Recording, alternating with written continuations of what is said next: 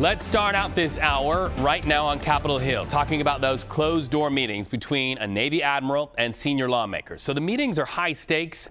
They're also classified. Admiral Frank Bradley will answer for a deadly September 2nd boat strike after a first strike on a suspected drug boat did not quite finish the job that Secretary Pete Hegseth ordered him to do. Republican and Democratic lawmakers drilling down on what happened after a Washington Post report claims that Hegseth ordered commanders to kill everybody. Hegseth called the Post reporting fabricated and inflammatory. Now, let's talk about that second strike, because it is the strike that is drawing arguably the most hottest scrutiny. The military calls strikes like this a double tap. Sources to CBS News say 2 people who survived the first strike were attempting to climb back onto the boat before that second and very fatal hit. Our sources also say the pair were trying to salvage drugs and appeared to be in contact with other nearby boats that could have helped them. So let's go live to where it's all happening, and CBS News congressional correspondent Caitlin Huey-Burns. Caitlin, what are you hearing from lawmakers after they've seen that video? Well, Reed, just a few minutes ago, before I came to our camera here, I was standing outside that classified briefing room here in the U.S. Capitol. It's called a SCIF. It's in the basement of the Capitol, and that's where lawmakers are coming in and out, getting these briefings from Admiral Bradley and the chairman of the Joint Chiefs, General Kane. And it's significant because we're not hearing a lot yet, but the person that did come to talk to us about what he saw in that briefing was Democratic Congressman Jim Himes. He's from Connecticut, and he's the ranking member of the Intelligence Committee on the House side. He came out and told us that what he saw in the video that he was given by those briefing him said that this is the most troubling thing that he's seen in his time in public service. Take a listen to how he described it. Admiral Bradley and the chairman of the Joint Chiefs of Staff did the right thing. Admiral Bradley defended the decisions taken, and Admiral Bradley has a storied career, and he has my respect, and he should have the respect of all of us.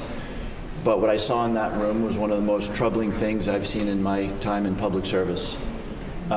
You have 2 individuals in clear distress, without any means of locomotion, with a destroyed vessel, who were killed by the United States. The last thing I'm going to say is that the Admiral confirmed that there had not been a kill them all order, and that there was not an order to grant no quarter. So does it exonerate hegseth? Does it exonerate him? That's all I got there. Do you think the video should be released publicly? I do. All right, so what you heard there in that last segment, which was him saying that Admiral Bradley said that there was no kill them all order from Defense Secretary Hegseth, that is news. And so we are going to see if other lawmakers have the same reaction here. But Reed, just kind of taking a step back, I want to remind people that there are a lot of members of top committees of jurisdiction getting these briefings, but they're not all getting them at the same time. They're kind of scattered throughout the day. So the only person that we have heard from give a readout so far is that Democratic lawmaker. That is his perception of what he saw in that briefing. And as you can tell, he was extremely troubled by it. And he is refuting the explanation given from the Pentagon so far, and that our own Ellie Watson reported that the explanation for that second strike is because those 2 survivors were climbing back onto the boat to salvage the drugs on that boat, and also in communication with other boats. In Himes' telling, he is not taking that with much credibility there, because he says, according to what he saw, there was no chance that those 2 would be able to do that. Now, again, we're waiting to see what the readout is from other members who have been tight-lipped about what they saw here. But bigger picture, Reed, there are a lot of questions up here on Capitol Hill about the administration's broader strategy when it comes to these strikes on drug boats. You've had Senator Rand Paul, who's an anomaly within the Republican Party, but still a notable voice nonetheless, saying that the strikes themselves, not just the second one, but the first one, they're illegal in his view, because there is no declaration of war and Congress has not weighed in.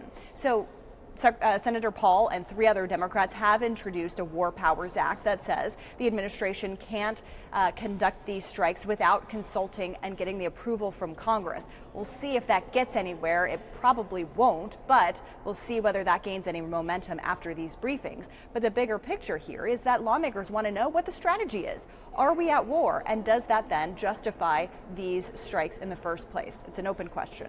Right. And Caitlin, I have to go back to that moment that really is going to be breaking news and forming our dinner time headlines. And that's the lawmaker saying that the admiral said there was no kill them all order, which has really come from earlier reporting that really blew the lid and brought the scrutiny to this in the first place. So let's look at what could happen next. Of course, we know this is a very classified, very closed door meeting, and that all we'll know will be if lawmakers exit that meeting and do what you saw the lawmaker do, which is sort of give a debrief to reporters. But could this turn into a larger inquiry in Congress? Well, it could certainly, Reed, depending on what answers they get from this briefing. We heard earlier today from the ranking member on the House side of the House Armed Services Committee, Representative Smith, tell us that he needs some answers before they know what to even investigate here. So a lot is riding on these briefings, and I'm waiting to see whether there are partisan interpretations of them. But it is notable, Reed, that there have been many times up here on Capitol Hill over the past few days that Republican lawmakers have been asked about their confidence in Pete Hegseth, and they have been saying he serves at the pleasure of the president. Not exactly a ringing endorsement there. So some room for some criticism, some skepticism, but we'll see what kind of answers they get to those questions, and that will inform what this probe looks like going forward, if at all. Wow. We'll let you get back to it. Caitlin Huey-Burns on Capitol Hill. Thank you so much.